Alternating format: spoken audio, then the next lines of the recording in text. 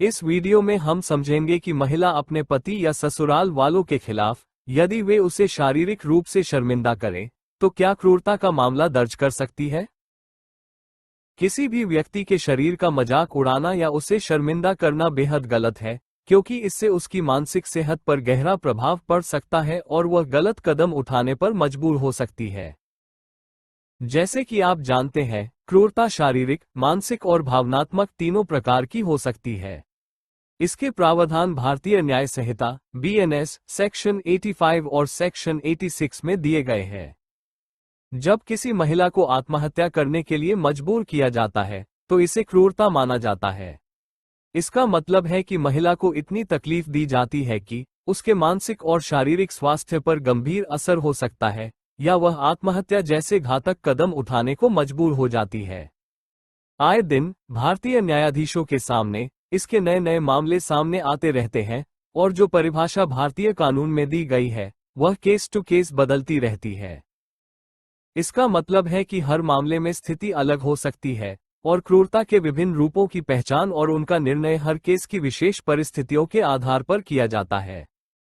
आज के दौर में यदि एक शादीशुदा महिला को वेस्टर्न कपड़े पहनने से रोका जाता है और उस पर जोर डाला जाता है तो ये क्रूरता का मामला बन सकता है, क्योंकि उसकी व्यक्तिगत स्वतंत्रता का उल्लंघन हो रहा है जो आर्टिकल 21 में सुनिश्चित है। यदि किसी महिला को उसके पति या ससुराल वालों द्वारा उसके शरीर के आकार, वजन या रूप रंग पर टिप्पणी की जाती है और उसे शर्मिंदा किया जाता है तो इसे क्रूरता माना जा सकता है। इसके कुछ उदाहरण देखते हैं। पहला, वजन को लेकर ताने मारना। उसका पति या अन्य ससुराल वाले बहू को बार बार कहते हैं, तुम बहुत मोटी हो या तुम्हें वजन घटाने की जरूरत है, जिससे बहू को शर्मिंदा महसूस होता है। दूसरा, शरीर के आकार पर टिप्पणी करना। सास कहती है, तुम्हारा शरीर बिल्कुल सही नहीं है या तुम्हारा रूप खराब हो गया है, जिससे महिला का आत्मविश्वास टूट सकता है और वह मानसिक तनाव का शिकार हो सकती है। तीसरा, कपड़ों और लुक्स पर आलोचना। ननंद कहती है, तुम्हारी साड़ी की फिटिंग सही नहीं है या तुम्हारा पहनावा ठीक नहीं है, जैसी बातें उसे अपमानित और असुरक्षित महसूस करवा सकती हैं। चौथा, कंपेयर करना।